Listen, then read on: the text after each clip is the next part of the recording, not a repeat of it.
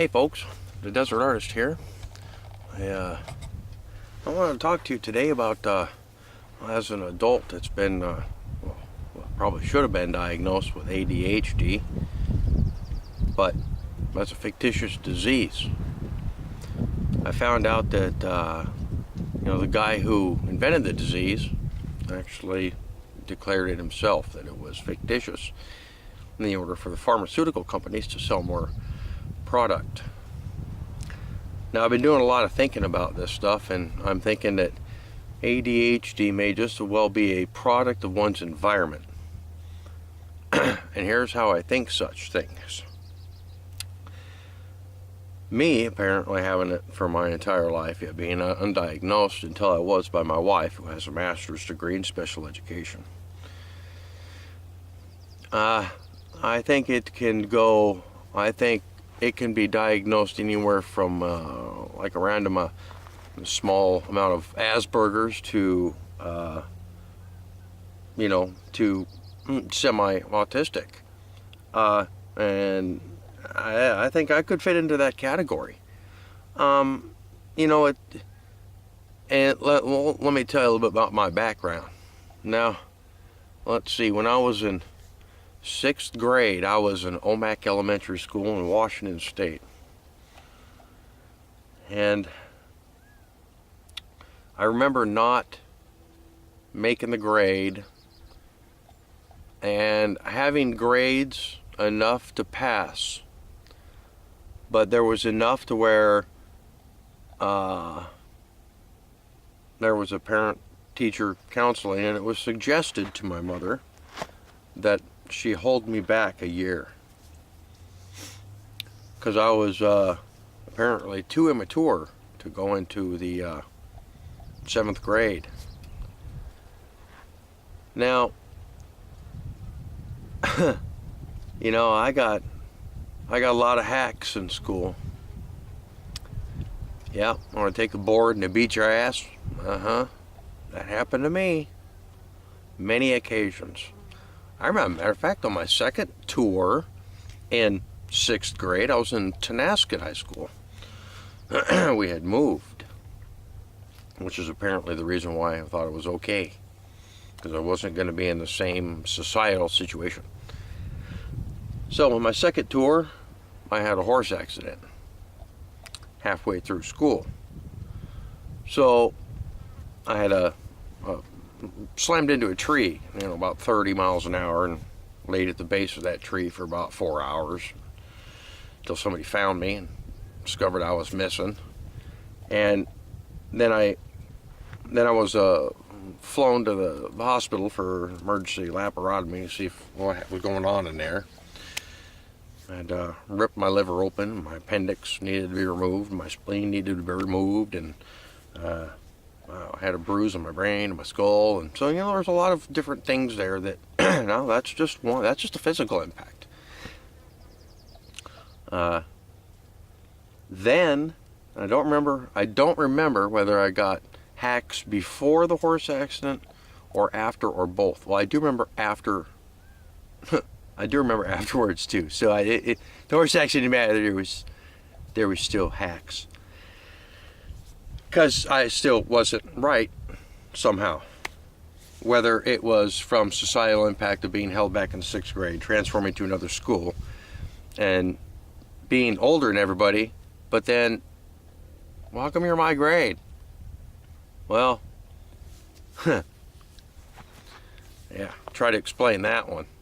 Not only that, but when after being gone for 9 months, after 9 months in school, I was the first part was, I had my accident in, I'm trying to remember the records. I want to say in April-ish. And I had 6 weeks after that, so in mid-May, June, July, it was kind of like the end of school. And they say, yeah, you know what, we're just going to go ahead and pass you. So they felt sorry for me. Now, they didn't feel sorry for me before. They felt sorry for me then. So, this is all before this ADHD stuff had even come out, or whether they even cared whether you were, well, I guess the main thing was, I guess they did have the short bus for some people who were autistic, that were really autistic. And then there were some other ones that, you know, I mean, the short bus was for the special kids. You know, they had their own, God gave them what they needed for a reason. And so I went through all this school, and because of the situations that I had, I'm getting hacks and all that, being in trouble, you know, that societal impact could have been that maybe I was not active enough. I wasn't a sports-ridden child. I didn't play much in sports. Oh, I do remember playing soccer. That's right. I do remember playing soccer. I've made one goal. Yeah, I remember it clearly. I don't know why, but I do remember that one clearly. We were playing it, and I was like on the far side, and they kicked it to me, and I was looking to the goalie to see if I had a clear shot, and I turned back, and the ball hit me right here and knocked me clean out. I woke up on the side of the field. I made a goal. I made the goal. Yeah, that was. I'm going to say that was in Tenasket, so it must have been in the 6th grade. Yep, I bet that was before my horse accident, so I couldn't do anything after that. So then, but I still remember getting hacks from Mr. Kelly. You know, I remember getting 20 right on the playground. Yeah. Yeah. He gave me 10 and said, "How does that feel?"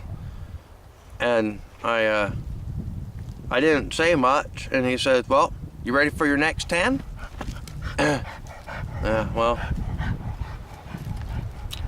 I don't remember what it was for, but I got another 10 right there on the playground. Yep.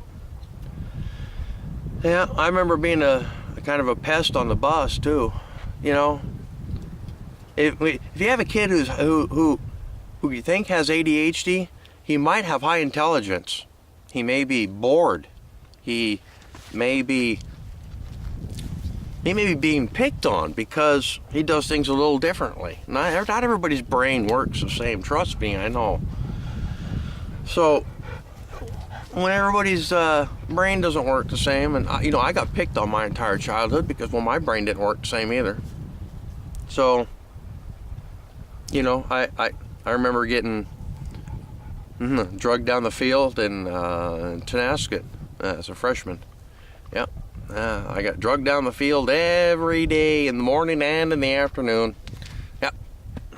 That was a daily ritual. Pinned me up against the wall, and they drugged me down the hill, and all right, let's go on lunch. And they left me there. Yep. Full of grass stains. Oh yeah, I remember getting flushies too. Yep. Yeah. Locked in the closet and locked in the lockers. I was able to get out of that. And then I was continually went on through the military years. So, you know, the ADHD I don't think was ever really diagnosed, and I never had any real spiritual help on how to deal with it too.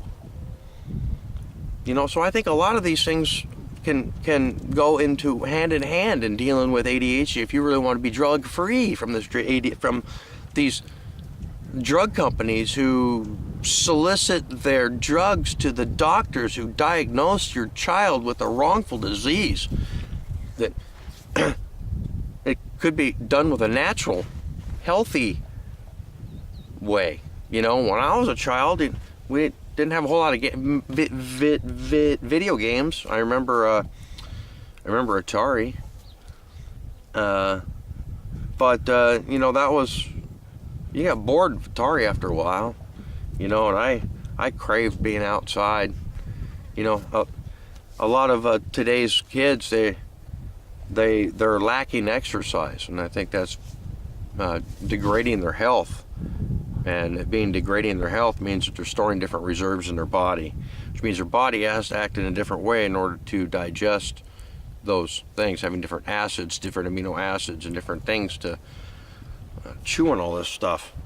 You know, I'm not a doctor, but, you know, I'm just putting these things together. You know, goofy. So, I think before you need to try drugs, depends on how lazy you are. Check out my perimeter diet video. If you really want to change your lifestyle, or you're overweight and it's hard on your joints, your body's only meant to carry so much weight. You know, I was 240 pounds once. I hurt like hell. You know, 6 foot, 240 pounds. Yep, nope, I starved myself for 30 days. I didn't drink nothing but juice. Yep, juice and water. And I think maybe I had peanut butter honey sandwiches every now and then, but not very often. Mostly fruit. And I went down to 180 pounds from 240 in a month. Now, I'm pretty hardcore when it comes to fasting. You know, yeah, the way, dog. Pretty hardcore when it comes to fasting. So it was no problem for me to do it, but it is a problem for some other people to do it. They can't handle it. They think that hunger button is just all that is just a little meter in your stomach. That's all it is a little connection. Your stomach gets down below this level. Your body's going, oh no, there's nothing in here. Guess what? You drink some water, some juice, maybe a fiber pill. Hey, your body's going to start going, uh-oh, I better start chewing up my fat reserves. You ain't going to starve. You ain't going to starve.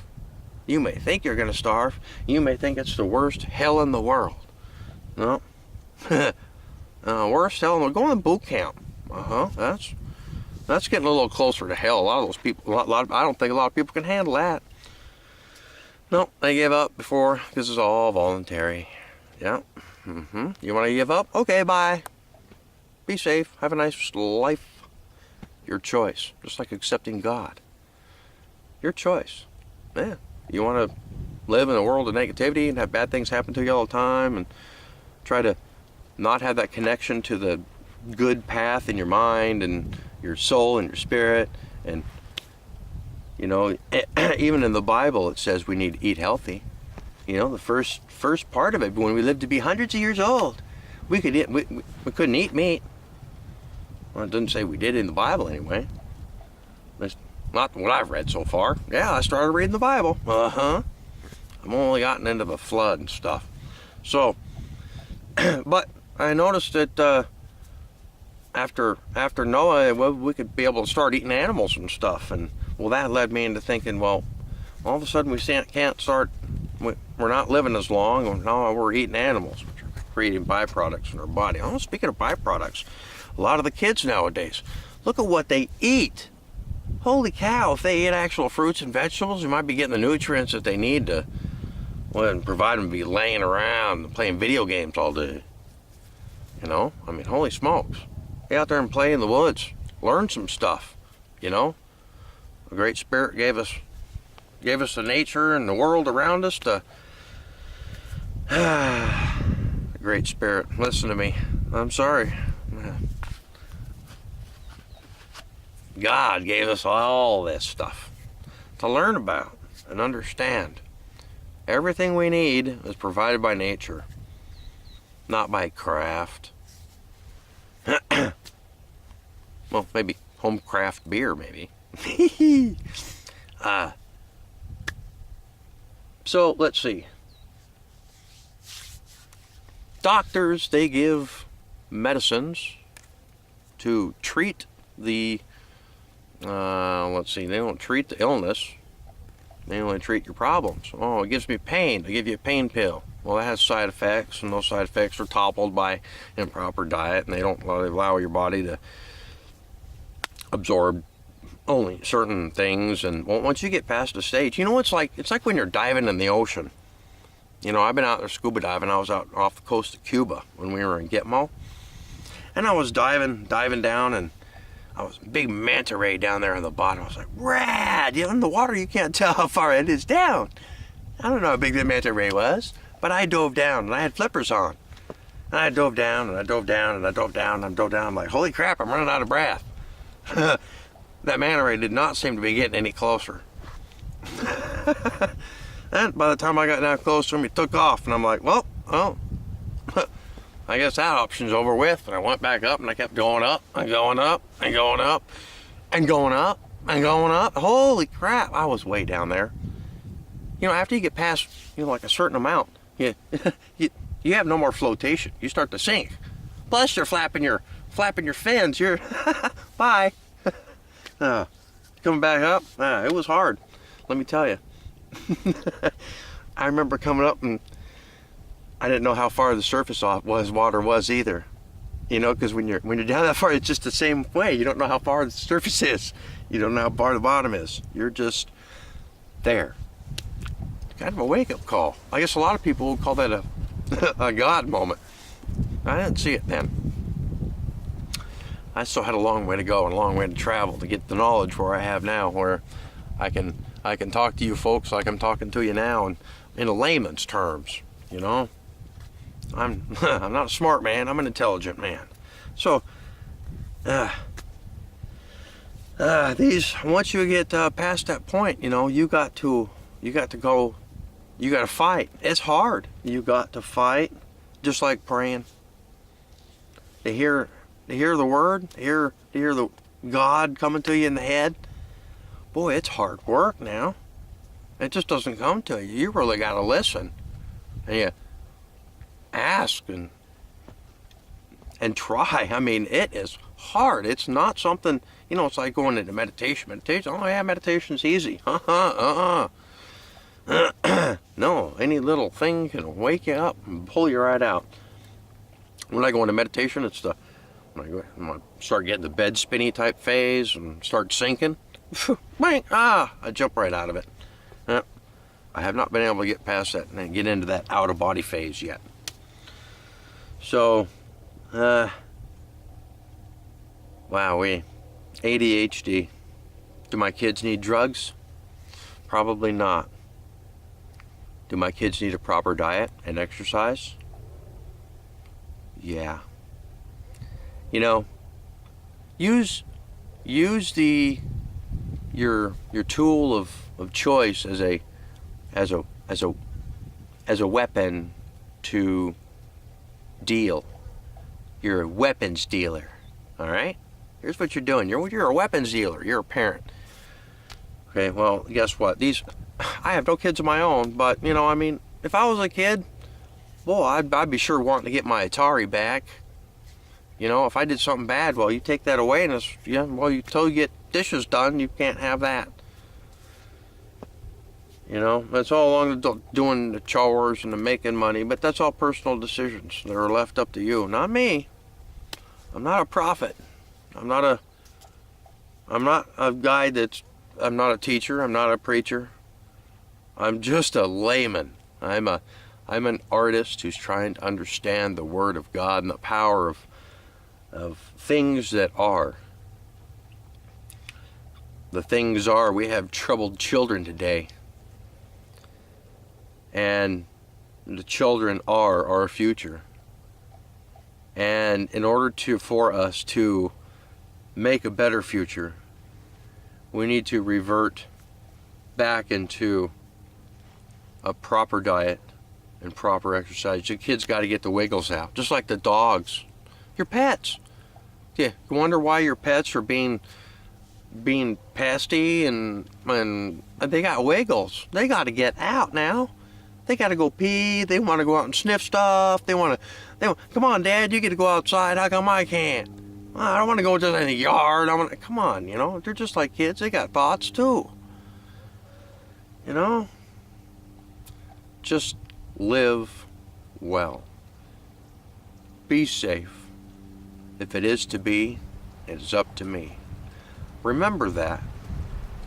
It's up to you whether you want to change yourself for the better, the worse, or the indifferent. You guys have a great day.